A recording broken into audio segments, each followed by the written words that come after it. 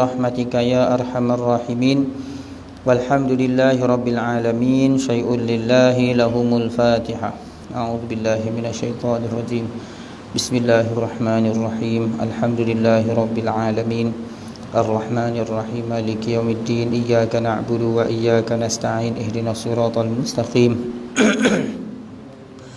صراط الذين أنعمت عليهم غير المغضوب عليهم ولا الضالين Assalamualaikum warahmatullahi ta'ala wabarakatuh. Alhamdulillahi wa syukurillah ala ni'matil imani wal islami wa kafa bihima ni'mah. Syukur kehadrat Allah subhanahu wa ta'ala yang telah memberikan kita nikmat iman dan taufik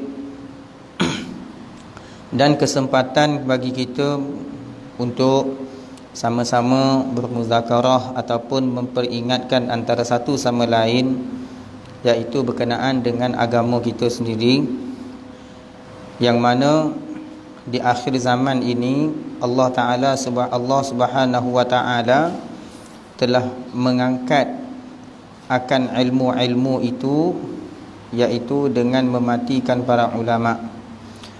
Kita kena ingat zaman sekarang ini ialah zaman ulama' sudah tidak banyak. Yang mana ulama', kalau wafatnya ulama', meninggalnya seorang ulama' itu, maka tidak ada yang menggantinya, yang setanding dengan dia, tidak ada. Bahkan bila ulama' itu meninggal, wafat maka Allah Ta'ala akan kekalkan yang penggantinya yang tak setanding dengan dia. Maka apabila yang bawah pula diangkat dan akhirnya sehinggalah sampai satu masa nanti bila ulama' pun sudah tidak ada, maka orang akan mengambil fatwa ataupun orang mengambil hukum hakam daripada orang yang masyhur di kalangan mereka. Tak kiralah sekalipun bukan ahli ilmu, orang akan ambil hukum di situ.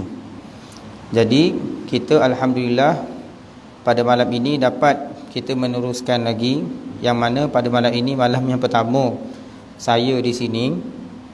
Tak pernah pun sebelum ni, pernah datang sekali je kat sini. Nah, itu pun waktu kuliah daripada Syekh Rauf dulu. Lepas tu saya dah sibuk dengan urusan lain, dan malam ini alhamdulillah dapat dipertemukan lagi. Mudah-mudahan Allah Ta'ala memberkati majlis kita pada hari ini dan pada hari-hari yang seterusnya. Jadi seperti mana yang dihajat oleh Setiausaha Surau, tak lupa juga pada tuan pengurusi, minta maaf tak apa-apa nak kenal. Ya Allah, lepas ni kita boleh berkenalan. Nah, jadi untuk kelas ataupun kuliah pada malam ini, iaitu diminta kita supaya cari satu kitab untuk kita sama-sama bermuzakarah. Yang mana saya bukanlah orang yang layak untuk mengajar. Saya ni masih lagi orang yang banyak kena belajar, dan tuan-tuan lah orang yang paling banyak untuk mengajar saya. Dalam ketika itu, walaupun saya ni masih belajar, tapi atas atas mandat ataupun atas daripada amanah yang diberikan oleh Allah Subhanahu wa ta'ala, supaya kita sama-sama mengingati antara satu sama lain, maka saya terima akan permintaan daripada Tuan Setiausaha Surau dan seterusnya ahli jemaah sekalian, untuk kita sama-sama bermuzakarah akan kitab, dua buah kitab kalau tak silap saya, iaitu pertama sekali kitab Pedoman Sembahyang Berjemaah karangan Syekh Abdul Rahman bin Tuan Guru Haji Abdul Rahman bin Haji Cik Wan, merupakan ayah kepada guru saya, iaitu Tuan Guru Haji Abdullah bin Haji Abdul Rahman, Pondok Lubuk Tapah dekat Pasir Mas, Kelantan. Yang kedua, kitab yang dikarang yang sangat masyhur di pesantren di Nusantara kita, bahkan kitab ini dingaji di Indonesia, di Thailand, di Kemboja, satu kitab yang sangat-sangat masyhur yang tak asing lagi, iaitu kitab karangan Syekh Daud Al-Fatani berkenaan dengan bab sembahyang juga, iaitu kitab Munyatul Musalli. Tapi saya minta Munyatul Musalli ni supaya dibacakan pada minggu yang ketiga. Minggu pertama ni tak sempat nak muzakarah lagi, tak sempat nak semak lagi, tak musalli. Sebab dulu saya pernah ngajar musalli sekejap je. Lepas tu, lepas PKP, surau tu pun out. Tak nak cakap lah surau kat mana kan. Surau tu berhenti dengan kuliah-kuliah semua diberhentikan. Tak apalah tu.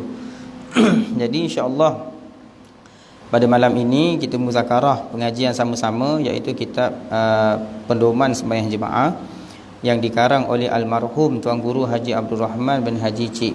Dan saya pun waktu belajar di Pondok Lubuk Tapah, almarhum Tuan Guru Haji Abdullah pernah berpesan kepada saya sendiri. Dia kata, awak bila balik kelik, orang Kelantan kan kata, bila kelik kat kampung, jangan tinggal 2 kitab.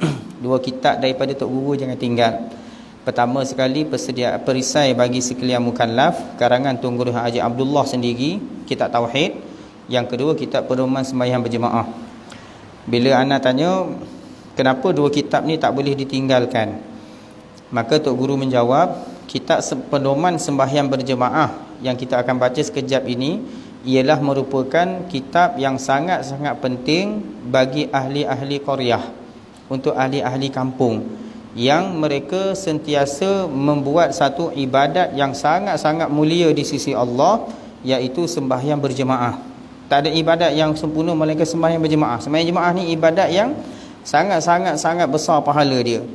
Tetapi walaupun besar pahala sembahyang berjemaah ini, sembahyang berjemaah bukan boleh buat sesuka hati. Maknanya seperti mana kita buat, bahkan dia ada syarat-syarat, dan untuk nak mendapatkan pahala 27 tu ada syarat dia. Maka ente ajar kitab ini, mudah-mudahan Allah Ta'ala terima semua pahala sembahyang jemaah kita. Satu. Yang kedua, kenapa kitab perisai bagi persediaan bagi sekalian mukallaf? Tok Guru jawab, kerana di akhir-akhir zaman nanti, di zaman ante mengajar nanti, akan keluar satu fahaman-fahaman yang luar daripada fahaman ahli sunnati wal jamaah. Tok Guru pesan, waktu zaman Tok Guru cakap tu, fahaman-fahaman tu belum ada lagi. Ada tapi sangat-sangat lemah. Start daripada almarhum Tuan Guru meninggal, start daripada Tok Guru Hajillah meninggal, waktu tu saya melihat fahaman tu makin naik. Maka Tok Guru kata, berbekalkan kitab ini yang saya karang ni ialah untuk nak menyelamatkan akidah-akidah di mana akhir zaman nanti orang murtad tanpa disedari. Allah, itu kita takut tu. Orang meninggalkan agama Islam tanpa sedar. Tak sedar, serupa-rupanya dah tak ada iman dah. Dan sekarang ni kita tengok pada zaman kita, memang manusia semua ke arah situ. Apabila semua hidup dengan digital, hidup dengan gadget, hidup dengan internet, hidup dengan handphone 24 jam, akhirnya pengajian kat surau tinggal. Akhirnya sembahyang jemaah tinggal. Walaupun duduk di madrasah, walaupun duduk di sekolah, tapi hati masih lagi di dalam tu.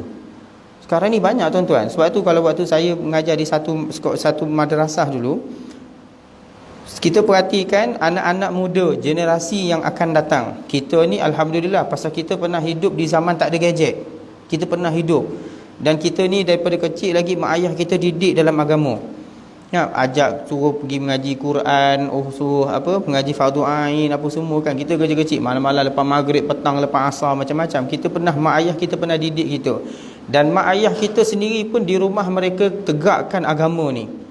Tetapi bila masuk generasi yang orang kata BBNU kan, budak-budak baru nak up ni, bila zaman ini naik, maka anak-anak muda ni dia dah tak ada, walaupun duduk di rumah, tapi sebenarnya mereka lebih jauh merantau. Walaupun duduk kat rumah, bila hatinya semua dah masuk dalam handphone, hatinya dah masuk dalam Facebook, dah masuk dalam Telegram, Instagram, nak masuk dalam TikTok lah masuk. Akhirnya mereka lebih, walaupun kita hantar ke sekolah agama, kita hantar mengaji Quran, tapi hati mereka lebih cenderung ke sana. Tandanya bila balik rumah semua ambil handphone. Duduk dekat tahfiz, duduk madrasah, hari-hari menghadap kitab. Sepatutnya kalau apa yang kita hadap hari-hari, itulah yang kita akan balik, itulah yang kita akan hadap balik. Secara logiknya lah. Contoh kata, kalau saya belajar berkebun, bila balik rumah nanti, saya akan pergi cari tanah. Itulah yang kita belajar. Kita akan amalkan yang itu. Kalau orang tua-tua yang ilmu macam tu. Tapi sekarang terbalik. Bila belajar, bila keluar daripada madrasah, cuti ke, outing ke, overnight ke, kita perhati tengok pelajar ni semua serang handphone. Maknanya selama je duduk dalam madrasah ni, hati dia dekat sana. Awal-awal lagi dah keluar dah. Selama 3 bulan duduk madrasah, bila keluar tu semua menyebabkan pelapis ulama ini makin lama makin kurang. Bila kita tengok pelapis tu dah makin kurang. Maka sampai tiba masa nanti Nabi SAW bersabda, la taqumus sa'ah rajulun yaqulu Allah. Tidak akan berlakunya hari kiamat apabila adanya seorang laki-laki yang menyebut Allah di atas muka bumi ini. Maka bila faham daripada hadis ni, kalau kita tengok dengan situasi keadaan sekarang, memang akan datang satu hari nanti tak ada orang yang boleh sebut nama Allah. Sebab pelapis ulama sudah makin tidak ada. Sebab itu selagi mana ulama ada, tak, guru-guru kita masih ada yang menadah, bawa anak-anak pergi mengaji sekali. Nampak? Cubalah cari kan. Ini zaman dah masuk zaman fasad. Nah? Baik. Jadi insya-Allah kitab yang kita baca malam ni ialah pedoman sembahyang berjemaah, dan mudah-mudahan kita doa kepada Allah Taala berkati akan pengajian kita, dan Allah Taala memanfaatkan apa yang kita belajar daripada hari ini, dan Allah Taala sampaikan maqasid almarhum tuan guru kepada kita, dan Allah Taala pindahkan ilmunya seperti mana dia mengarang kitab ini. Bila kita baca kitab ni, ilmu tu pindah pada kita pula. Itu yang kita nak. Amin ya rabbal alamin. Sebelum kita mula, kita hadiahkan suratul Fatihah untuk almarhum tuan guru Haji Abdul Rahman bin Haji Cik. Syai'ul lillahi lahul Fatihah. A'udzubillahi minasyaitonir rajim. Bismillahirrahmanirrahim. Alhamdulillahi rabbil alamin. Arrahmanir rahim. Maliki yaumiddin. Iyyaka na'budu wa iyyaka nasta'in. Ihdinas siratal mustaqim, siratal ladzina an'amta 'alaihim ghairil maghdubi 'alaihim waladdallin. Bismillahirrahmanirrahim. Qala Syekhul Muallif rahimahullahu ta'ala wa nafa'ani wa iyyakum bi'ulumihi fid dharain amin.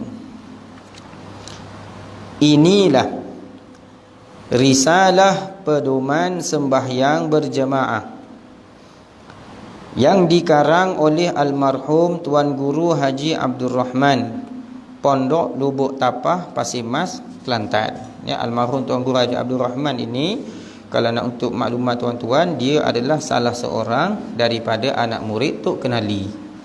Anak murid Tok Kenali dan anak murid Syekh Ahmad Al-Fatani. Memang orang-orang yang sangat-sangat masyhur. Ya, beliau buka pondok, antara pondok yang terawal di Kelantan, lebih awal daripada pondok Pasir Tumbuh. Tempat saya belajar, tempat pondok Pasir Tumbuh, almarhum Tuan Guru Haji Abdul Rahman ni buka lebih awal. Sebab tu bila dia buka pondok, almarhum Tuan Guru Haji Abdul Rahman ni, bila dia buka pondok, dia mengajar di situ. Sampai satu masa dia hantar anak dia yang bernama Tuan Guru Haji Abdullah pergi ngaji Mekah. Tuan Guru Haji Abdullah ngaji Mekah, dia banyak bertalaki dengan ulama-ulama yang masyhur, sehingga kan Tok Guru berpesan pada Tuan Guru Haji anak dia, kamu jangan balik ke Malaysia selagi tak mengajar di Masjidil Haram. Allah, syarat. Tengok ulama zaman dulu punya syarat, letak dekat anak. Kita letak kat anak, awak jangan balik rumah selagi tak hafal 1 juzuk. 1 juzuk seminggu boleh ingat. Nampak? Tok Guru letakkan syarat.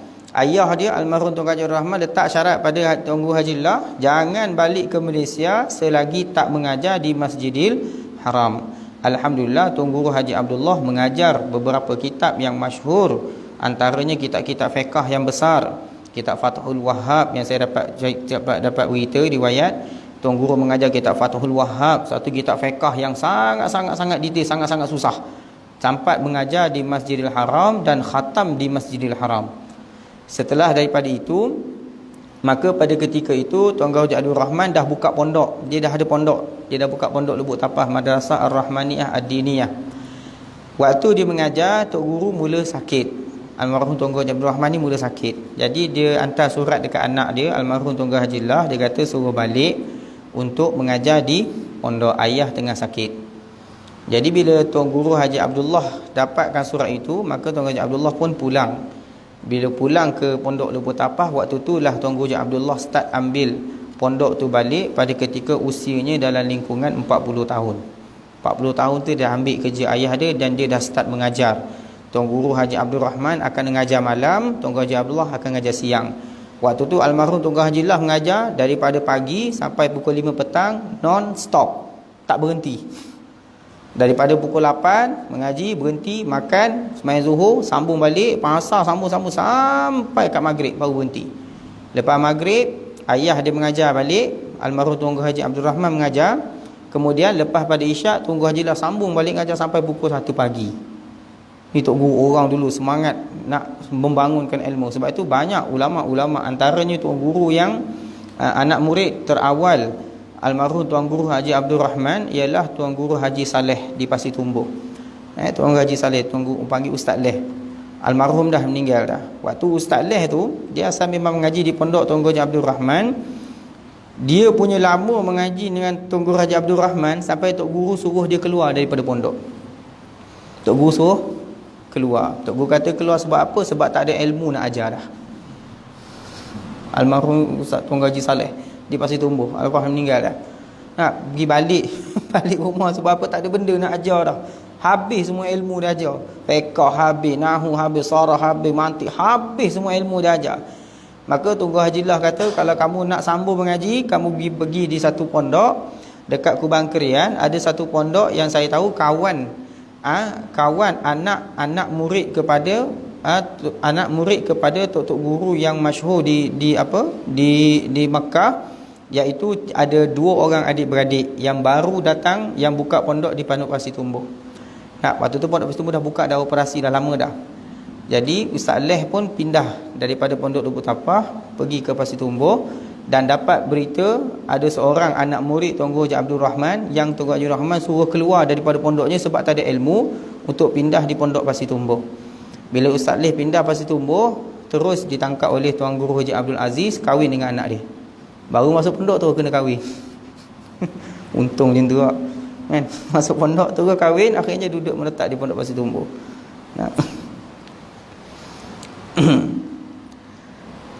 Qala al-muallif rahimahullahu ta'ala, Bismillahirrahmanirrahim. Alhamdulillahi rabbil alamin, wassalatu wassalamu ala sayyidina Muhammadin wa ala alihi wa sahbihi ajma'in. Amma ba'. Adapun kemudian daripada itu, maka tak kala melihat hamba akan setengah-setengah saudara-saudara hamba. Ni bahasa Kelantan, bahasa Dedah lah. Dia pakai hamba. Dia pakai ambo ya. Kita pun kadang-kadang tersasul juga tu keluar bahasa Kelantan tu. Minta maaf lah. Awal-awal lagi ni minta maaf. Kadang-kadang keluar bahasa Kelantan, kadang-kadang keluar bahasa Kedah, kadang-kadang bahasa Terengganu, kadang-kadang bahasa Negeri Sembilan. Multi language kan. Semua bahasa ada. Amma ba'du, kata dia, adapun kemudian daripada itu, maka tak kala melihat hamba akan setengah daripada saudara-saudara hamba yang menunaikan sembahyang berjemaah pada setengah-setengah tempat. Bila dia tengok, melihat ada saudara-saudara dia yang sembahyang berjemaah, saudara-saudara sini maknanya saudara se-Islam lah. Bahasa mudah kata saudara se-Islam. Bila almarhum Tuan Guru Haji Abdul Rahman melihat akan setengah-setengah daripada tempat sembahyang berjamaah, hal keadaannya meninggalkan mereka itu orang yang sembahyang jemaah tadi itu, akan adab-adab baginya, bagi sembahyang jemaah. Kita sembahyang jemaah, sembahyang juga, tapi kadang-kadang bila dilihat, banyak yang tak kena ni. Kita nak buat anak sempurnakan amal ibadat, memang semua manusia bercita-cita untuk mencari ibadat yang sempurna. Tetapi dalam menyempurnakan ibadat itu, kebanyakannya manusia tak tahu lagi. Macam kita lah, orang nak mengambil wudu. Kita semua tahu nak ambil wudu. Semua pandai dalam ambil wudu. Bila tanya rukun wudu ada apa? Ada 6. Pertama niat, 2 basuh muka, 3 basuh 2 tangan hingga siku, 4 sapu kepala, 5 basuh kaki, ke-6 tertib. Semua boleh mengambil wudu. Tapi kita tahu tak, ada syarat-syarat untuk mengambil wudu. Syarat-syarat mengambil wudu ada 12. Lebih banyak daripada rukun dia. Nampak? Syarat untuk nak mengesahkan ambil wudu itu, antaranya mesti dengan air yang mutlak, Antaranya mengetahui keadaan air itu air mutlak, jangan ada sesuatu yang menegahkan air sampai ke kulit. Itu orang panggil kesempurnaan di dalam menyempurnakan ibadat. Jadi kata musannif, kata tuan guru, dia melihat kita jemaah-jemaah ini ramai yang menunaikan sembahyang berjemaah. Ini zaman dia. Nah, zaman dia. Kalau zaman kita lebih lagi lah.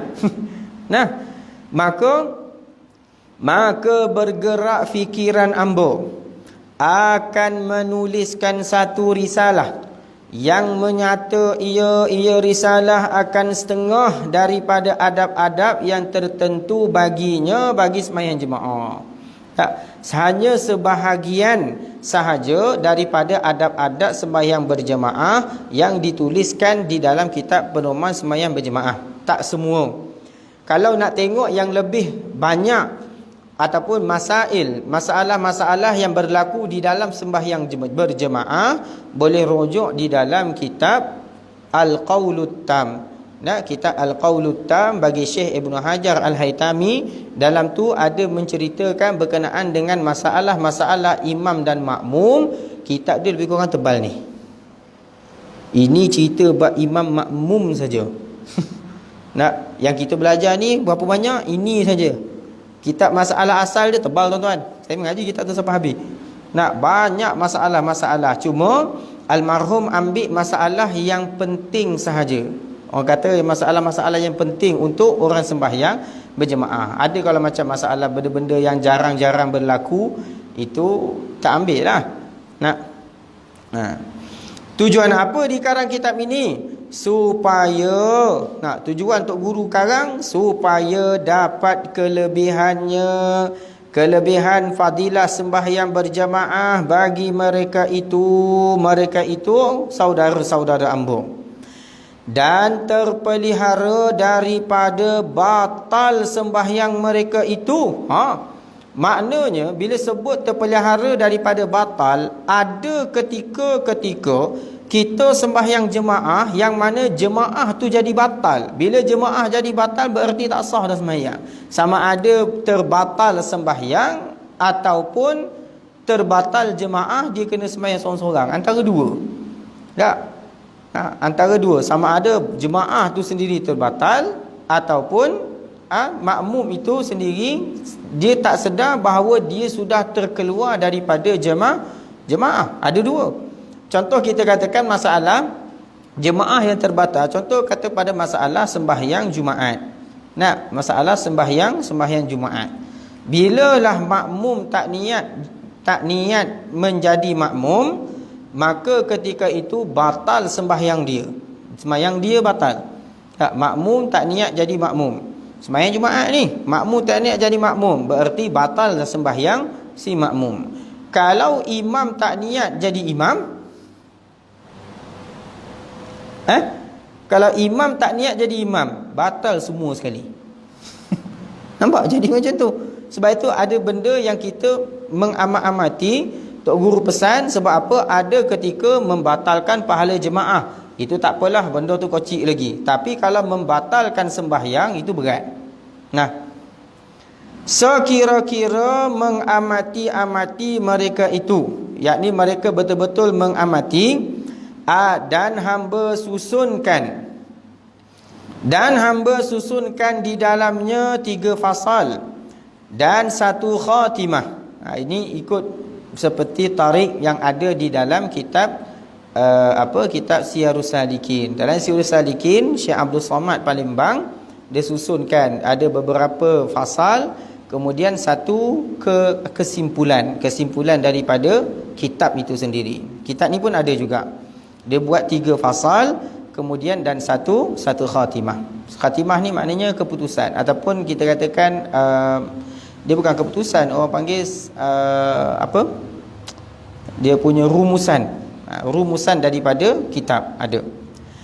Dan akan Allah Ta'ala jua hamba pohonkan bahawa memberi manfaat ia Allah Ta'ala dengan ini risalah bagi hamba sendiri dan bagi sekalian pembacanya. Tengok ulama Para ulama dulu ikhlas mereka karang akan kitab, apa yang dia pohonkan kepada Allah supaya kitab ini dapat memberi manfaat untuk dia dan orang yang baca. Nah, sebab tu kalau kita tengok antara kitab yang masyhur, kitab ni keberkatan kitab itu apabila kitab itu kasiru qiraatiha, ramai orang yang baca kitab tu, bererti barakahlah ulama tu. Nah, macam tuan kita apa, Asy-Syaikh As-Sunhaji yang mengarang kitab Matan Jurumiyah. Nah, Matan Al-Jurumiyah di Morocco. Kitab Matan Jurumiyah tu rasa-rasa dah beribu tahun kitab umur tu. Sampai sekarang orang mengaji. Kalau di pondok-pondok, kitab Jurumiyah ni kitab nahwu asas bahasa Arab. Nah, di pondok-pondok sampai ke sekarang orang mengaji kitab tu. Kerana apa? Tuan kitab tu ikhlas. Nah, karang kerana Allah. Sekira dalam sirah, dalam sejarah beliau, ketika mana lepas daripada dikarang kitab itu, dia ambil kitab dicampakkan di sungai. Dia ambil kitab dia tu, dibaling kat sungai. Waktu dia baling tu, dia kata, ya Allah, sekiranya aku karang kitab ini ikhlas semata-mata kerana-Mu ya Allah, tidak ada tujuan lain semata-mata nak cari hebat ke, nak kata engkau ni pandai ke, engkau timbulkan kitab ini, jangan tenggelamkan.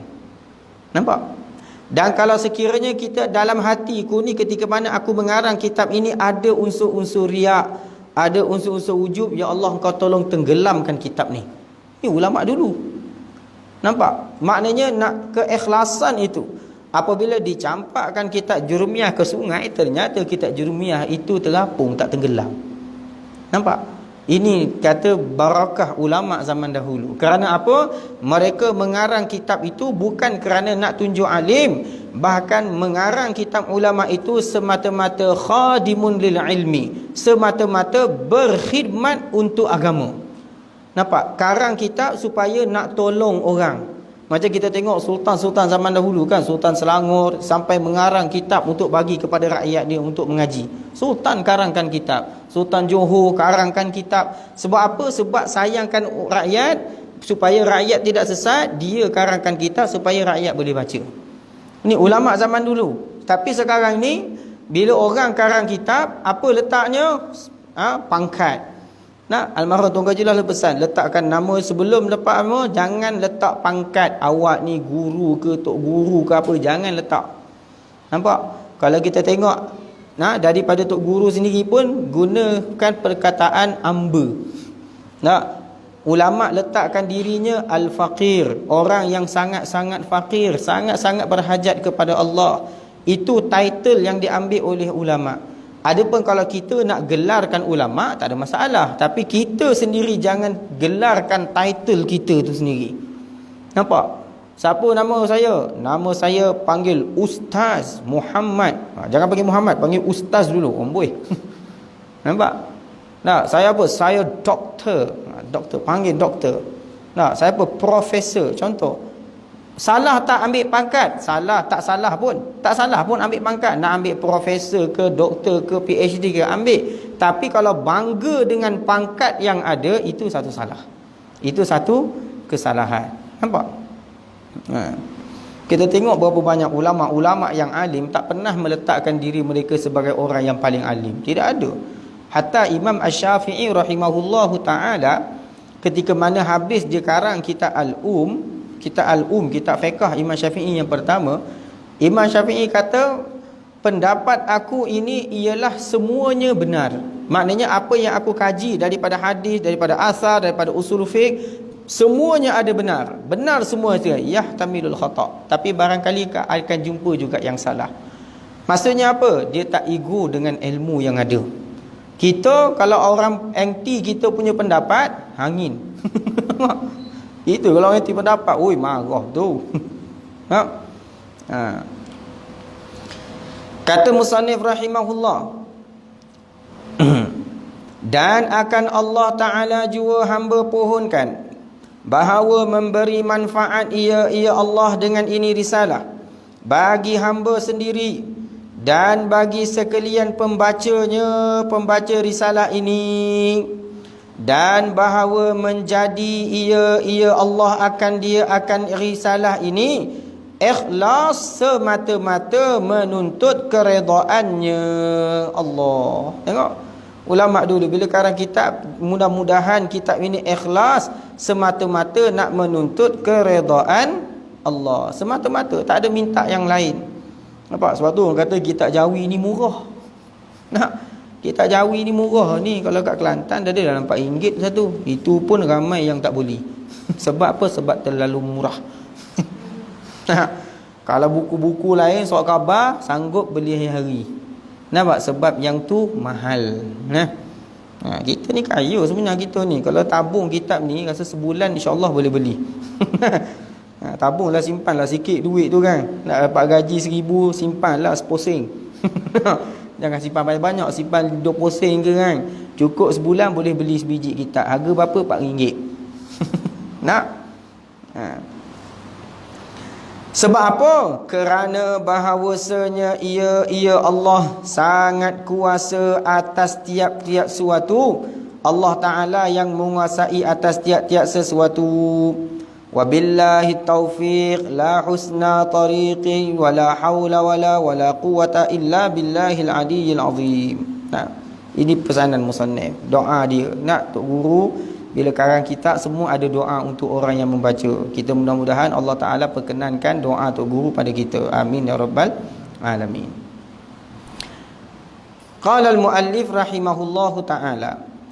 Fasal yang pertama pada menyatakan hukum sembahyang berjamaah dan kelebihan sembahyang berjamaah.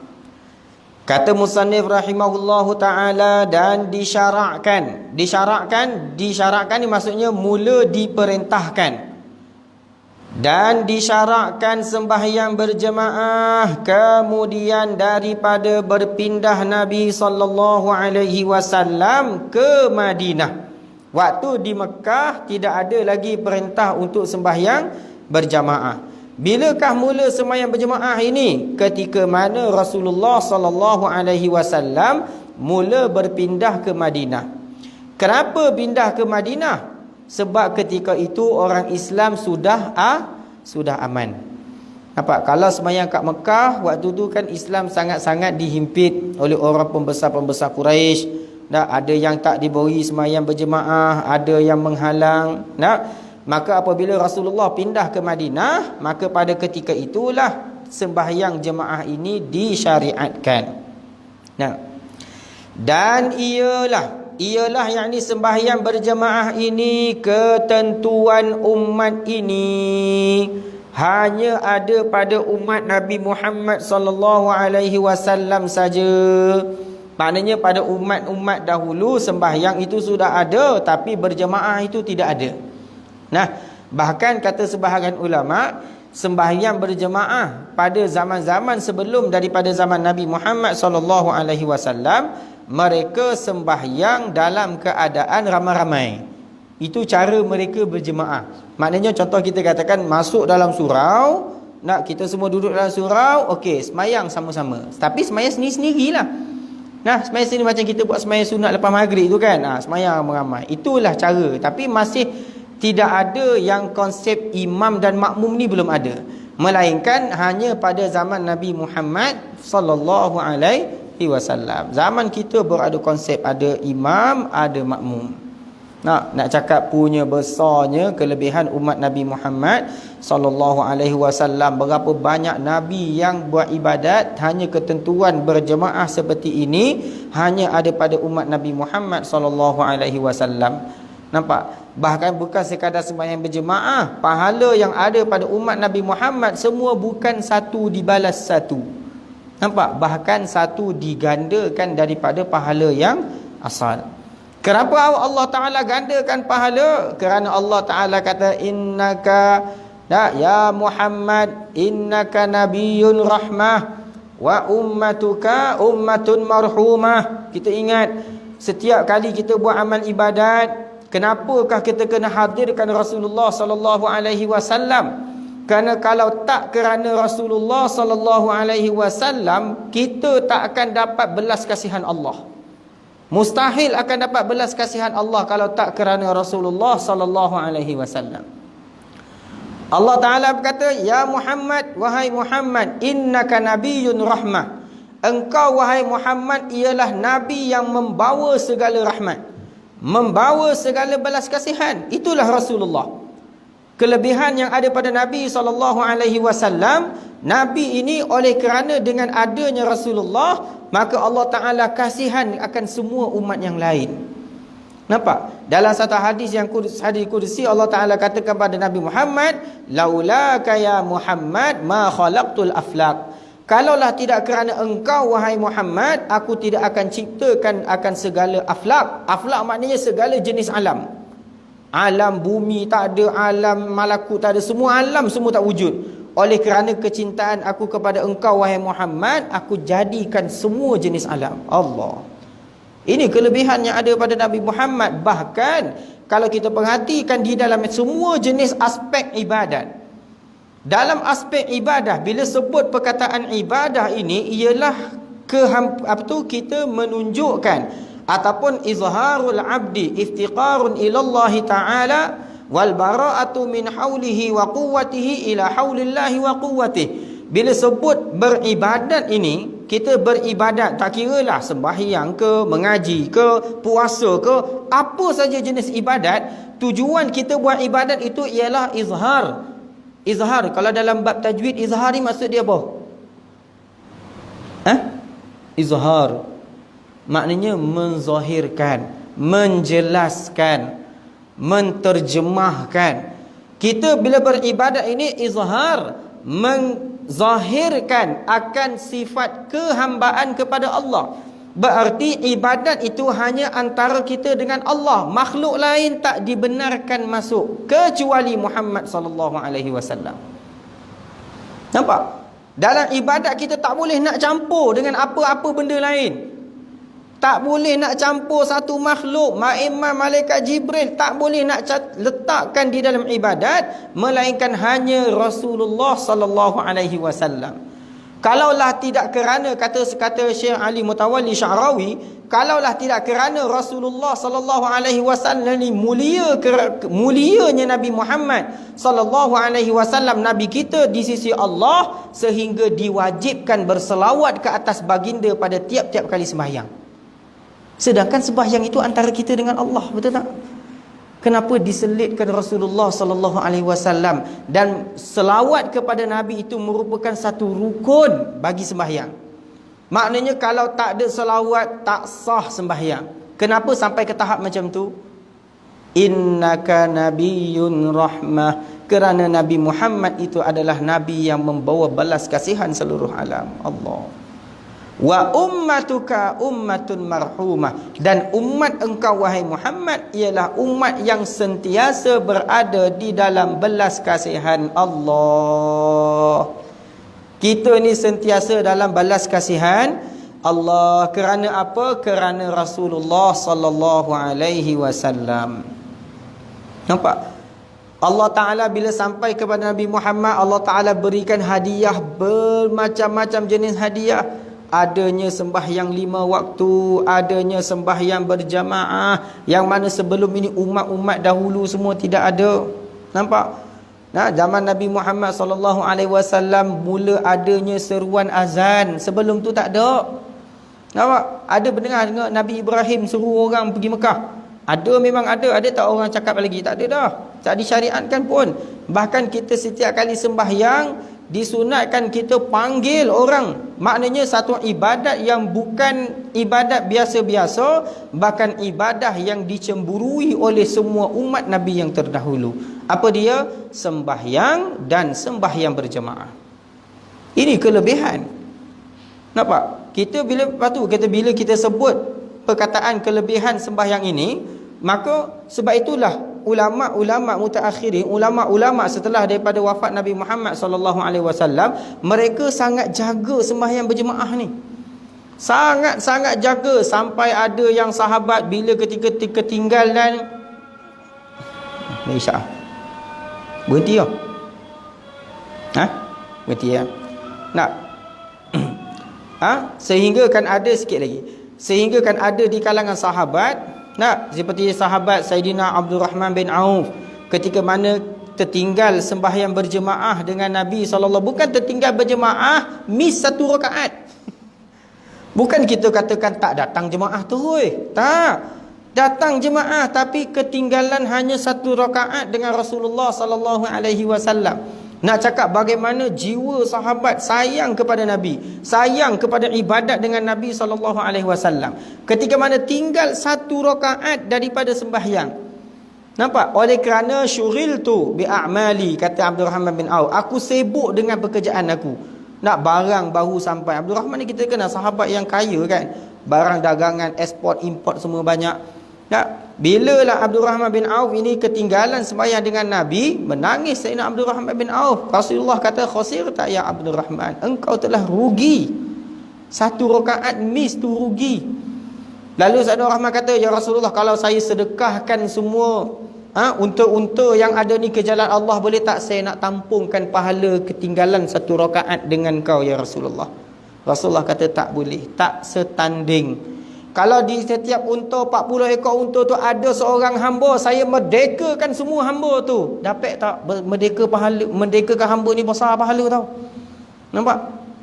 Merdekakan hamba ni, zaman kita tak ada hamba dah. Besar pahala. Rasulullah kata tak boleh wahai Abdul Rahman. Kalaulah sekiranya di atas gudang-gudang unta ini ada harta-harta yang aku bawa daripada Syam, aku bawa harta yang banyak yang belum dipenuhi, saya sedekahkan gudang semua sekali ke jalan Allah, apakah boleh tertampung pahala aku? Kata Rasulullah, ya Abdul Rahman, kalaulah engkau ada harta separuh daripada dunia ni harta engkau, dan engkau sedekahkan semuanya ke jalan Allah, tak boleh lagi nak samakan pahala dengan pahala tertinggal satu rakaat dengan aku. Menangis Sayyidina Abdul Rahman. Ini cakap sahabat zaman dulu, sangat-sangat jaga sembahyang berjemaah, sibuk macam mana pun jemaah tak tinggal. Nah, sebab itulah kekuatan yang ada di dalam Islam. Berarti takat tu dah. Kata musannif rahimahullahu ta'ala, fasal yang pertama pada menyatakan hukum sembahyang berjemaah dan kelebihannya. Itulah takat tu dulu. Nah. Wallahu subhanahu wa ta'ala a'lam. اللهم افتح علينا فتوح العارفين وحفظ المرسلين وإلهام الملائكة المقربين ولا تكلنا أنفسنا طرفة عين يا رب العالمين. غفر الله له ولوالديه ولجميع المسلمين بجاه سيد الأنبياء والمرسلين وأولياء الله الصالحين آمين.